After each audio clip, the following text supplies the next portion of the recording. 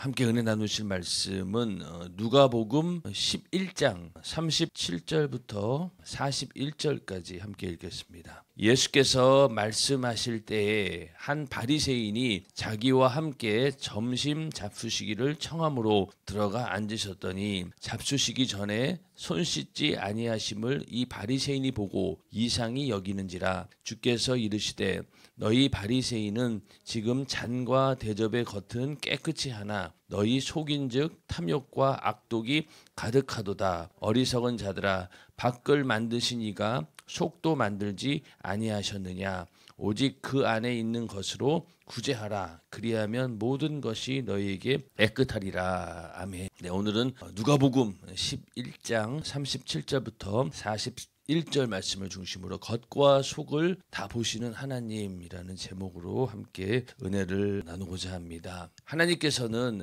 언제나 우리 인간에게 구원의 손길을 베푸시는 은혜와 사랑의 하나님이십니다. 그래서 하나님의 아들이신 예수님께서도 이 땅에 오셔서 병든 자를 고치시고 또 귀신에 눌려가지고 얽매인 자들을 자유케 하시고 또 많은 사람들에게 천국의 복음을 전하면서 구원의 소식, 그들에게 구원이 있을 것이다 라는 그런 은혜와 사랑의 말씀을 베푸신 분입니다. 그런데 이 성경을 가만히 보면은 이 바리새인 또 서기관 율법사 이런 사람들 당시 하나님을 잘 섬긴다라고 했던 이런 종교 지도자들과의 대립 갈등 이런 모습들이 성경에 굉장히 많이 나옵니다. 바리새인이 도대체 어떤 사람일까? 저는 사실 처음에 예수 믿고 나서 제일 궁금했던 게 이거였어요. 바리새인이 도대체 어떤 사람이길래 이렇게 늘 예수님과 함께 맨날 티격태격거리면서 싸우고 어떻게 보면은 제일 나쁜 놈들인데 도대체 바리새인이 뭔가. 그래서 예수 믿기 전에는 바리새인이라는 말 들어보질 않았으니까 도대체 뭔 말인가 궁금했었는데 나중에 교회에 와서 담임 목사님의 설교를 듣고 자세히 알게 되었습니다. 사실 원래는 이 바리새 운동이라고 하는 것이 아주 순수한 의도로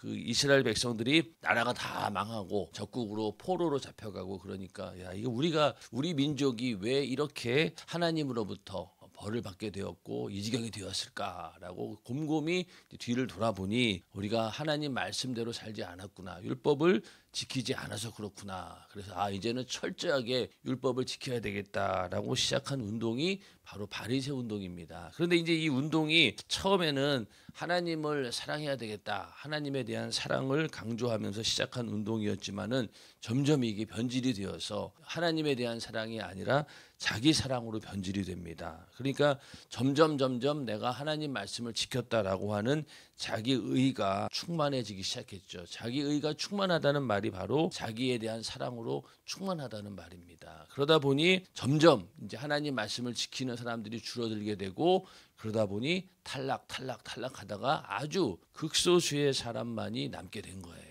그러니 그 사람들이 처음에는 하나님 사랑으로 시작했지만 점점 자기 의가 드러나면서 으쓱해진 거예요. 이 정도면은 내가 참 거룩하게 살았구나. 그러면서 자기 의를 드러내고 근데 그것으로 끝나는 것이 아니라 이제는 다른 사람까지도 정죄하게 됩니다. 야 나는 이렇게 사는데 너희들은 뭐냐 이러면서 다른 사람들을 정죄하는 그런 교만한 죄 또 위선의 죄악에 이르게 되었기 때문에 예수님께서 이 바리새인들을 만날 때마다 항상 이렇게 논쟁이 있고 또 바리새인들은 어떻게든 예수님을 흠잡고 책잡으려고 하고 또 예수님께서는 그들 앞에서 아주 강하게 단호하게 야단도 치시고 그럽니다. 그러니까 그런 얘기들이 성경에 많이 나오죠. 근데 만약에 예수님께서 이 바리새인들을 사랑하지 않았다라고 하면은 아마 무시했을 거예요. 충분히 무시할 수 있잖아요. 지나갈 수도 있고 원래 쟤네들은 저런 사람이야. 낙인을 딱 찍어놓고 그냥 피하면 그만인데 이렇게 계속 논쟁을 하시고 또 부딪혀서 어떻게든 회개하라고 하는 이유가 뭘까요? 바로 사랑하기 때문에 그런 것이고 또 이렇게 성경에 기록해 놓으신 이유는 뭘까요? 오늘날 우리에게도 이러한 모습이 그대로 존재한다라는 사실을 우리가 분명히 알아야 됩니다. 그래서 바리새인들 얘기가 나오면은 이놈 나쁜 놈들이네 이럴 것이 아니라 내 안에도 그러한 근성들이 언제나 있다라는 사실을 우리가 분명히 알아야 됩니다. 그리고 교만한 위선 그리고 외식 이것을 하나님께서 제일로 싫어하는 죄입니다. 만약에 우리의 신앙생활의 모든 행동들이 외식화, 의식화되는 것을 하나님은 정말 싫어하셔요. 그러니까 뭐 로마 카톨릭 같은 경우가 그렇지 않습니까? 거기에는 내용보다는 의식이 더 중요시합니다. 그러니까 미사라고 하죠. 그런 것들이 또 형식을 통해서 어떤 메시지를 전달하려고 하는 그런 의도가 강하다 보니까 내용은 아무것도 없는데 그냥 형식, 내가 미사를 드리고 또 뭘 하고 이런 걸로 인해 가지고 거룩함의 인정을 받으려고 하고 이제 그런 모습들을 하나님은 제일로 싫어하십니다. 그래서 오늘 말씀처럼 너희가 이 겉이 반듯하다면 속도 그래야 된다. 겉과 속이 똑같아야 된다는 거예요. 이걸 하나님께서 늘 우리에게 원하시는 바입니다. 우리가 바리새인의 이런 행동들을 보면서 우리 안에도 그런 모습이 있다라고 하는 사실을 알고 항상 우리를 잘 점검하고 그런 부분이 있다면 과감하게 회개해서 떨쳐버리고 늘 하나님 보시기에 겉과 속이 하나가 되는 그런 하나님의 사람으로 만들어져야 됩니다. 그렇게 만들어지기를 주님의 이름으로 축원합니다. 예수님께서 말씀하실 때 어떤 바리새인이 자기와 함께 점심 잡수시기를 청함으로 들어가서 앉으셨습니다. 보면은 바리새인들 그렇게 늘 자기를 어떤 불순한 의도로 초대하는 경우가 많았잖아요. 책을 잡으려고 하고 흠 잡으려고 하고 또 시험하기 위해서 예수님을 일부러 막 초청해서 질문하기도 하고 그런 걸 뻔히 알면서도 예수님은 이 바리새인의 식사 초대에 기꺼이 응하셨습니다. 그런데 이제 잡수시기 전에 손을 씻지 아니하심을 이 바리새인이 보고 이상히 여기는지라 이렇게 말씀하고 있는데 이 밥을 먹기 전에 손을 씻는 것이 그 당시 장로들의 유전입니다. 그러니까 율법을 토대로 해서 이 바리새인들은 자기네들이 여러 가지 유전이라든가 뭐 율례 이런 것들을 또 잔뜩 만들어 놓은 거예요. 법도 보면은 뭐 헌법이 있고 그 밑에 무슨 법이 있고 그 밑에 시행령이 있고 뭐 또 시행 규칙이 있고 막 그러잖아요. 그런 것처럼 율법을 기준으로 해서 자기네들이 엄청나게 많은 이런 규범들을 다 만들어 놓은 거예요. 사실은 밥 먹기 전에 손 씻으라는 거 성경에는 없어요. 그렇지 않습니까? 그런데 이제 이 사람들은 우리가 항상 물두멍이라고 하는 이제 그런 개념도 그런 거죠. 항상 우리가 손을 씻듯이 내 죄를 씻고 하나님께 나아간다. 뭐 그런 의미로 하여튼 식사 전에 손을 씻는 것이 너무나 당연한 일이었어요. 그리고 이 바리새인들뿐만이 아니라 일반 유대인들도 철저하게 이걸 지켰습니다. 그러면은 뭐 위생상 밥 먹기 전에 손 씻으면 좋은 거지. 좋죠. 근데 이때 이 손을 씻는다라고 하는 것이 지금 우리처럼 막 그렇게 씻는 게 아니에요. 이거는 그냥 살짝 물에다가 손을 담그는 하나의 의식입니다. 그러니까 물이 귀하기도 하지만 그냥 손만 물에다가 싹 담그는 거예요. 그런 의식이 있었던 거죠. 근데 예수님이 과연 몰라서 그러셨겠냐는 거죠. 다 알고 계셨겠죠. 알고 계셨는데 어떤 한 바리새인들에게 메시지를 전하기 위해서 아마 알면서도 일부러 그러지 않으셨을까? 아니면 뭐 그냥 중요하지 않으니까 그냥 넘어갈 수도 있겠죠. 근데 이 바리새인 입장에서는 이상히 여긴 거예요. 완전히 이상히 여겼다는 거죠. 그래서 이 율법주의자들이 가만히 보면은 제일 먼저는요. 자기 자신에 대해서 가장 예민합니다. 하나님 말씀대로 내가 살지 못하라고 하는 그 정죄감에 항상 눌려 있기 때문에 조금만 내가 하나님 말씀대로 살지 못하면은 굉장히 불편해하고 예민해하고 거기서 벗어나지를 못해요. 그걸 용납하지 못하는 거예요. 그러다 보니 자기 자신에게 그렇게 예민한데 다른 사람인들 더하죠. 쟤는 왜 저러지? 나는 그래도 이 정도는 지키는데 저 사람은 왜 저럴까라고 하면서 굉장히 예민해지면서 더 나가서 그 사람을 정죄하게 됩니다. 결국은 이 바리새인도 예수님을 정죄하고 있는 거예요. 하나님의 아들 메시아 뭐 선지자 중에 하나 이런 사람으로 알고 있었는데 이 정도도 몰라? 이렇게 하면서 은근히 정죄하고 있었다는 겁니다. 그래서 우리가 이 정죄에서 벗어나기 위해서 사실은 예수 믿는 겁니다. 근데 우리는 정죄함을 받는다라고 하는 사실을 그냥 간과해요. 이 마귀 역사도 항상 우리를 정죄하고 참소할 때 하나님 말씀을 가지고 정죄하고 참소하지 다른 걸로 하지 않습니다. 늘 우리한테 하나님 말씀대로 살지 못했으니 죄진 거 아닙니까? 그 죄로 인한 죄값을 당연히 받아야 되죠. 하나님 빨리 심판을 내리시고 어떻게든 진노를 내리세요. 막 이런 식으로 계속 참소하는 게 마귀 역사입니다. 그러면 우리가 물론 죄 안 지으면 좋죠. 그러나 또 어쩔 수 없이 죄를 짓는 경우에 거기에서 나올 수 있는 방법이 무엇입니까? 그거는 회개하는 방법밖에 없어요. 그런데 이 율법주의자들은요. 회개에 대해서 굉장히 인색합니다. 회개하는 것조차도 자기 스스로가 자존심상 허락하지는 않는 거예요. 왜? 나는 완벽한 사람인데 거긴 내가 완벽한 사람인데 내가 무릎 꿇고 누구에게 용서를 구한다. 이게 용납이 안 되는 거예요. 그러니까 끝까지 그 자기에 대한 정죄 의식을 벗어나지 못합니다. 그건 결국은요, 이 마귀의 참소로부터 벗어나지 못한다는 거예요. 그래서 우리가 죄 지은 것 참 염치 없는 일이죠. 하나님 앞에 해서는 안 될 짓이죠. 그렇지만은 염치 없고 송구스럽더라도 우리가 정말로 하나님 앞에 회개하러 나와야 돼요. 방법이 없으니까요. 근데 율법주의자들은 그렇지 않고 오히려 자기도 정죄하고 남도 정죄하고 그 상황에서 벗어나오지 못하기 때문에 율법 아래 있는 자들이 저주 아래 있는 자다, 이렇게 말씀하고 있는 겁니다. 이해가 되시죠? 우리가 하나님 말씀대로 살지 말자, 이게 아닙니다. 말씀대로 살되 결국 우리 인간은 한계에 부딪히게 되어 있다는 거예요. 거기에서 나올 수 있는 방법은 은혜밖에는 없습니다. 죄사함의 은혜 외에는 다른 방법이 없으니까 우리는 그냥 하나님의 은혜로 산다, 이렇게 작정하고 사셔야 되는 거예요. 안 그러면 이런 식으로 항상 자기도 정죄하고 남도 정죄하게 됩니다. 그러니까 지금 이제 예수님도 이제 이상하게 여긴 거죠. 정죄하고 있었던 겁니다.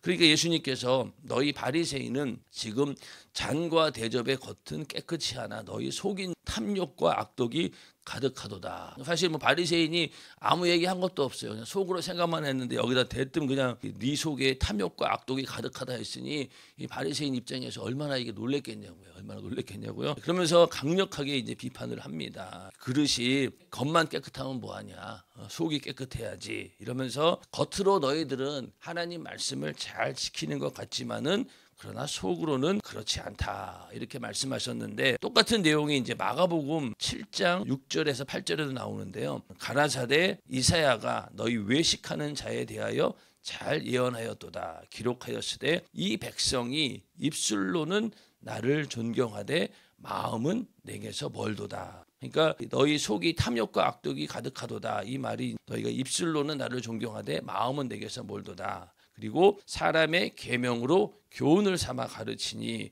나를 헛되이 경배하는도다 하였느니라. 너희가 하나님의 계명은 버리고 사람의 유전을 지키느니라, 이렇게 말씀하고 있습니다. 그래서 나를 헛되이 경배한다, 이렇게까지 말씀을 하는데, 그러니까 하나님의 율법보다 자기들이 만들어 놓은 이런 유전, 이런 것들을 더 중요시한다. 그러면서 이 마가복음 7장에서는 고르반에 대한 얘기가 나오죠. 부모님을 너희가 공경하고 잘 모셔야 되는데 그거 하기 싫으니까 내가 하나님께 다 드렸어, 그걸로 퉁치자. 그게 이제 고르반인 거예요. 내가 하나님께 이렇게 예물을 드렸으니 내가 이제 부모님 공경할 돈이 없어요. 하나님 받은 걸로 하셔요. 부모님 섬기는 것도 그냥 그걸로 이렇게 그냥 한 걸로 합시다. 이렇게 하는 게 바로 이 고르반이라고 하는 자신들의 유전이거든요. 그런 것처럼 이렇게 계속해서 하나님의 그 계명은 버리고 자기들이 만들어 놓은 유전을 지키는, 이런 걸로 인해서 하나님의 마음을 상하게 만들고 하나님과의 그 관계를 어긋나게 만드는 그런 일들을 하고 있는데, 이렇게 겉과 속이 다른 것을 위선이라고 하고 또 외식이라고 합니다. 그래서 이 인간이 과연 이 겉과 속이 다 같을 수가 있을까요? 불가능하다고 봐요, 저는. 그래서 어떤 영화 같은 데 보면은 사람들의 속마음이 다 들리는 그런 기이한 능력을 이제 받은 거예요. 그러니까 사람들마다 지나가면서 나에게 안녕하세요 했지만은 그 속마음은 그게 아닌 거예요. 오늘 쟤 왜 저래? 머리 스타일이 왜 저래? 또 쟤 오늘 뭐 화장이 저렇게 안 받아? 이런 속마음까지 다 들린다는 거예요. 그러니까 살 수 있겠냐고요. 못 살아요, 나중 가서는. 처음에는 신기하다. 내가 사람들의 속마음 아니까 얼마나 좋은가 그랬더니 시간이 지나고 견딜 수가 없는 거예요. 그만큼 인간은 사실은 겉과 속이 같을 수가 없습니다. 왜냐하면 우리 안에 계속해서 육신의 소욕과 정욕 또 죄의 근성들이 계속 나오기 때문에 이것을 이겨낼 수 있는 방법이 없기 때문에 그 죄를 그냥 회개해라, 죄사함의 은혜로 살고 있는 것이지 속에 있는 것까지 다 드러내고 산다라고 하면은요, 아마 단 한순간도 못 살 거예요. 사람들끼리도 아마 속에 있는 마음 다 털어놓고 서로 살아보셔요. 아마 견디지 못할걸요. 그래서 감추고 드러내지 않고 억지하고 사니까 그래도 어느 정도 이렇게 사는 것이지, 만약에 내 속마음까지 다 드러내고 산다라고 하면은 뭐 아무하고도 이 인간관계가 이루어지질 않습니다. 그런데 우리는 이제 그나마 성령 충만함으로 사전에 죄를 차단시키고 또 늘 하나님이 주시는 생각과 마음을 갖기 위해서 기도하고 또 하나님 말씀으로 나를 채우고, 그러니까 어느 정도 성령의 역사하심으로 인해서 그런 인격이 드러나게 되고, 그러다 보니까 어느 정도는 겉과 속이 일치시키려고 하는 노력 가운데 있다 보니까 어느 정도는 할 수 있어요. 그러나 이것이 완벽하게 겉과 속이 같을 수는 없습니다. 그러니까 그렇게 못한 부분에 대해서 우리가 항상 회개하고 하나님께서 주시는 은혜로 우리 나머지 부분은 채우는 겁니다. 그러니까 우리는 겸손할 수밖에 없는 것이죠. 이게 안 되니까. 그러나 우리 세상에서도 언행일치라고 하는 얘기는 많이 하잖아요. 말과 행동이 일치해야 된다. 근데 이거는 가능해요. 언행일치는. 왜냐하면 말이라고 하는 것이 일단은 마음과 생각에서 나온 것이고 내뱉는 거잖아요. 그러니까 속마음을 말만 안 하면 되는 거죠. 그러니까 내가 한 말에 대해서는 책임을 지고 행동할 수는 있습니다. 그러나 그 속에 있는 마음과 나의 행동까지 다 이렇게 일치시키는 건 불가능하다는 거예요. 그래서 우리가 말한 대로 행동하는 것, 그것만 해도 참 세상에서는 대단한 사람이고 인격적으로 훌륭하다 얘기하겠죠. 그러나 하나님께서 원하시는 것은 이 겉과 마음과 행동까지도 다 하나가 되기를 바라신다는 거예요. 그런데 이것이 왜 그러냐? 하나님께서는 다 아시기 때문에 그렇다는 거예요. 우리 인간은 몰라요. 서로 속으로 어떤 마음을 갖고 있는지 모르죠. 말로 하지 않는 이상, 또 뭐 얼굴로 표정으로 표현하지 않는 이상은 모릅니다. 그런데 하나님은 다 안다는 거예요. 그래서 이렇게 외식하는 것들이 자기 자신을 속이는 것일 수도 있고요. 또 이로 인해서 남을 속이는 거잖아요. 외식한다라고 하는 것은 저 사람 믿음 좋구나, 거룩한 사람이구나 했는데 속마음은 그렇지 않은 거잖아요. 그러니까 나도 속일 수 있고 남도 속일 수 있어요. 그렇지만은 절대로 속이지 못하는 분이 누구시냐? 하나님은 속이지 못한다는 거예요. 왜? 다 아시는 분이기 때문에. 그래서 40절에 가서 어리석은 자들아 밖을 만드신 이가 속도 만들지 아니하셨느냐, 이렇게 말씀하고 있습니다. 하나님 뻔히 아신다는 거예요. 속이지 못한다. 갈라디아서 6장 7절에 보면은 이런 말씀이 있습니다. 스스로 속이지 말라. 하나님은 만홀히 여김을 받지 아니하시나니 사람이 무엇으로 심든지 그대로 거두리라. 스스로 속이지 말라는 거예요. 자기 자신도 속이지 말고 남도 속이지 말고 너도 속지 말라는 거예요. 이런 위선에 대해서. 그래서 하나님은 만홀히 여김을 받지 않는다. 하나님은 너희가 만약에 속여서 나를 기만하거나 농락하는 것들, 그런 걸로 당하지 않는다는 거예요. 농락당하지도 않고 기만당하지도 않으신다는 거예요. 속으로는 안 그런데 겉으로 그런 척하는 것, 이게 하나님을 만홀히 여기는 겁니다. 우리도 만약에 행동으로는, 겉으로는 이렇게 내가 뭐 기도도 하고 충성도 하고 막 전도도 하고 그러는데, 만약에 속마음이 하나님을 향한 사랑이 없고 또 내 속마음이 그렇지 않다라고 하면요, 하나님을 만홀히 여기는 거예요. 기만하는 행위라는 거죠. 그래서 우리가 속과 마음이 하나가 되어야 되는 이유는 바로 하나님께서 우리를 다 알고 계신다는 거죠. 그러니까 밖을 만드신 이가 속도 만들지 아니하셨느냐. 육체를 만들었다라고 하면은 그 생각과 마음까지도 다 알고 계신다는 겁니다. 바리새인들은 그거를 모르고 있었던 거죠. 겉만 잘 이렇게 치장하고 드러내면은 사람들은 속일 수 있고, 또 사람들이 또 그걸 보고 자기를 존경하고 우러러보니까 이 정도면 되는 거 아니냐 이러면서 착각하면서 살았다는 겁니다. 그런데 우리가 앞서 33절부터 36절에 봤던 것처럼 이 내 속에 어떤 생명의 빛이 없으면은 겉으로 드러나는 것도 어두운 것이 나올 수밖에 없다고 얘기했잖아요. 안에 빛이 있어야지 밖으로도 이 밝은 좋은 것이 나오게 되는데, 그게 없다라고 하면요 계속 어두움에 있는 겁니다. 그런데 바리새인들 속에서 악독과 이런 하나님을 대적하는 것들, 탐욕과 악독이 가득한데 과연 그 바깥으로 드러나는 것이, 이 속이 이렇게 어두운데 겉으로 좋은 게 나올 수 있겠냐는 거죠. 결국은 하나님의 뜻과는 어긋나게 되고, 이들이 그래서 결국 이 바리새인들과 서기관, 이 종교 지도자들에 의해서 예수님께서 십자가에 달려 죽지 않았습니까? 그 정도로 하나님과의 관계를 멀게 만들고 또 어긋나게 만드는 게 바로 외식과 위선 그리고 교만입니다. 그래서 우리가 신앙생활 하면서도 항상 겉과 속이 일치하고 있는지 잘 점검해 봐야 됩니다. 우리 안에 정말로 성령이 충만하다라고 하는 것은 하나님이 주시는 생명의 빛이 우리 안에 가득해야지만이 겉으로도 제대로 된 것이 나온다는 거죠. 안 그러고는 절대로 이 겉과 속이 일치할 수가 없다는 겁니다. 그래서 우리가 신앙생활 할 때 늘 성령 충만함으로 어떻게든 겉과 속이 하나가 되어서 하나님을 기만하지 않고 오히려 하나님을 기쁘시게 하는 우리의 삶이 되기를 주님의 이름으로 축원합니다. 그러면서 41절에 오직 그 안에 있는 것으로 구제하라. 그리하면 모든 것이 너에게 깨끗하리라. 이렇게 말씀하고 있는데 이제 구제에 관한 얘기가 나옵니다. 오늘날 예수님께서 부활하시고 나서 내 이웃을 내 몸과 같이 사랑하라 라고 하는 그 말씀을 행동으로 옮기는 것이 이 복음 전도입니다. 전도. 이게 바로 이웃에 대한 최고의 사랑이죠. 부모님에 대한 최고의 효도가 뭐냐? 부모님들 예수 믿게 해서 구원받게 하는 것, 이것이 최고의 효도이다라고 하는 것처럼 이웃 사랑에 대한 최고의 절정이 바로 이 복음을 전해서 그 영혼을 살리는 일입니다. 그런데 예수님께서 부활하시기 전까지 이 구약시대 유대인들에게 있어서 이웃에 대한 최고의 사랑이 뭐냐? 바로 구제예요. 그들이 배고플 때, 또 어려운 일을 당했을 때 물질로 도와주고 또 마음으로 도와주고 이런 이웃에 대한 사랑이 구제입니다. 그래서 이 바리새인들의 경건함을 측정하는 세 가지 척도가 있는데 그게 뭐냐면은 첫 번째가 기도, 두 번째가 금식, 세 번째가 구제예요. 오늘날 우리랑 비슷해요. 우리도 신앙생활의 그 척도를 가만히 보면 얼만큼 우리가 기도하느냐. 그리고 금식이라고 하는 것은 이때 회개를 의미합니다. 회개. 이때는 예수의 피로 죄사함 받지 못했기 때문에 그 회개하기 위해서는 금식을 해야 되는 거예요.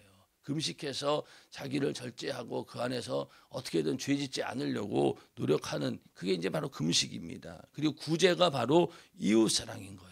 그러니 기도 열심히 하고 금식 열심히 하고 구제 잘하면은 이 사람은 경건한 사람이구나. 바리새인으로서의 자격이 있구나. 이게 그 기준이 된다는 거예요. 그런데 여기서 이 구제를 하기는 했지만은 사람들에게 겉으로 보이기 위해서 다른 사람에게 잘 보이기 위한 그런 구제를 했다는 겁니다. 결국은 하나님을 향한 사랑도 외식했고 이웃에 대한 사랑까지도 이들은 외식하면서 겉으로만 그런 척 했다는 거예요. 그래서 그 안에 있는 것으로 구제하라. 그 안에 있는 게 과연 뭐냐? 보면은 42절에 이제 그 답이 나오는데요. 화 있을진저 너희 바리새인이여 너희가 박하와 운향과 모든 채소의 11조를 드리되 공의와 하나님께 대한 사랑은 버리는도다. 여기 겉으로는 너희가 박하, 운향, 채소의 11조.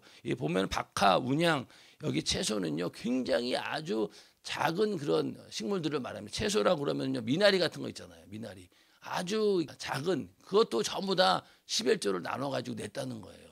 그러니까 그 정도로 아주 작은 것에 대해서 겉으로 보이는 11조는 잘 내고 있지만은 그러나 그 속에 공의와 하나님께 대한 사랑은 버렸다는 거예요.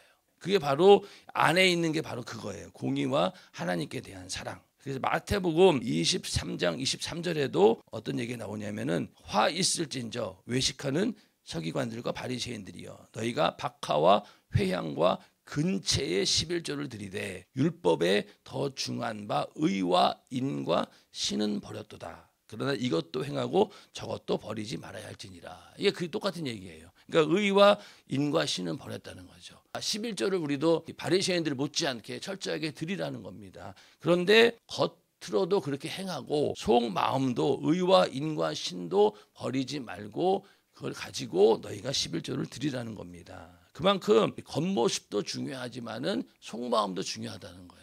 근데 어떤 사람들은 뭐 겉으로 드러나는 게 뭐 중요하냐, 속마음이 중요하지. 하나님 오늘 내가 하나님께 드릴 예물 안 가져왔어요. 하나님 아시겠죠. 뭐 하나님 받은 걸로 하셔요. 다음에 제가 2배로 드릴게요. 이런 거는 이게 하나님에 대한 진정한 예의가 아닌 거죠. 철저하게 하나님 앞에 예물을 드리고 11조를 드리고 할 도리를 다 해야 된다는 거예요. 겉으로. 그리고 속마음까지도 너희가 의와 인과 신도 버리지 말고 공의와 하나님께 대한 사랑도 그대로 가지고 겉과 속이 하나가 되어서 하나님을 섬기라라고 하는 그런 말씀입니다. 그렇죠? 근데 오늘 많은 사람들이 이렇게 우리는 외식하는 사람이 아니야. 그래 겉으로는 행동하지 않더라도 하나님께서 내 마음은 받아주시겠지. 이것도 착각이라는 거예요. 오히려 바리새인들과 서기관들보다 너희가 더 율법을 지키는 일에 있어서 열심히 내지 않으면은 안 된다는, 그보다 더 해라는 거죠. 바리새인과 서기관들보다 너희가 더 큰 은혜를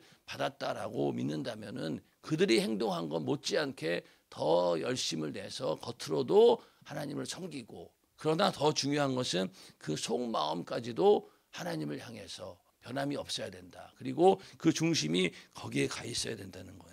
이거를 지금 예수님께서는 이 바리새인들을 책망하면서 우리에게 말씀을 하고 있습니다. 그래서 이 교만, 위선, 외식, 이게 하나님 앞에서 어떤 죄보다 심각한 죄입니다. 이거는 잘 보이지도 않아요. 발견하기도 힘들고 그래서 회개하기가 힘든 죄입니다. 그러니까 아무리 이렇게 예수님이 얘기해도 바리새인들 못 알아듣잖아요.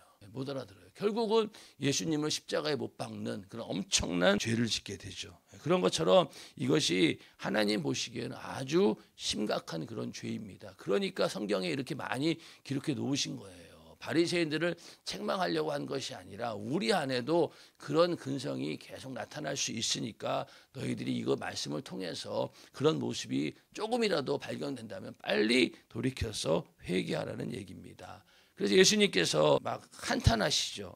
막 돌아가시기 직전에 예루살렘을 향해서 한탄하십니다. 누가복음 13장 34절에 보면은 예루살렘아 예루살렘아 선지자들을 죽이고 내게 파송된 자들을 돌로 치는 자여, 암탉이 제 새끼를 날개 아래 모음같이 내가 너희의 자녀를 모으려고 한 일이 몇 번이냐, 그러나 너희가 원치 아니하였도다. 이렇게 하나님께서 한탄하신다는 거예요. 예루살렘을 바라보면서. 그 정도로 이 바리새인들을 이렇게 책망하고 야단치시고 막 저주하고 그랬지만은 결국은 사랑하셨다는 거예요. 끝까지 회개하고 돌아오기를 원하셨다는 겁니다. 그래서 우리 안에 그러한 이 바리새인의 근성이 조금이라도 있다면 우리는 항상 회개해서 하나님의 한탄이 우리에게 나오지 않도록 하나님을 기쁘시게 하는 그런 삶을 살아야 됩니다. 그러기 위해서 우리는 겸손히 낮아지는 그런 경건의 연습을 계속 해야 됩니다. 그리고 나는 죄인입니다. 하나님의 은혜로 살 수밖에 없는 자입니다. 라는 이러한 고백이 우리 안에 있지 않고는 겉과 속이 다른 이 모순에서 벗어날 길이 없어요. 항상 우리는 겉과 속이 다를 수밖에 없다라는 사실을 인정하고 그렇지 못한 부분에 대해서 하나님이 주신 은혜로 그 부분을 채워 넣어야 된다는 겁니다. 하나님 원하는 건 그거예요. 완벽하게 지키라고 하지 못하죠. 왜? 인간은 그럴 수가 없으니까. 그러나 최선을 다하고 정말로 목숨을 걸고 피 흘리기까지 우리가 죄와 싸우되 그러지 못한 부분에 대해서는 예수의 피로 회개해서 그 은혜의 분량으로 채우라는 이야기입니다. 그렇기 때문에 우리가 기도하는 것이고 기도를 통해서 성령 충만함을 유지하는 것도 그러한 이 간극이 많이 생기지 않도록 겉과 속이 일치하기 위해서 우리가 어떻게든 하나님이 주시는 방법으로 하는 게 바로 기도고 그로 인한 성령의 충만함입니다. 그래서 40일 그리고 10일 작정 기도회 동안 50일 동안 무슨 기도가 할 게 그렇게 많은가라고 하겠지만은 성령 충만함을 위해서 기도하는 것만으로도 모자릅니다. 40일, 50일이 매일매일 해도 이거는 모자란 게 바로 성령 충만함입니다. 그렇게 해서 성령 충만함을 통해서 이 겉과 속이 하나가 되어서 하나님을 기쁘시게 하는 우리 모두가 되기를 주님의 이름으로 축원합니다.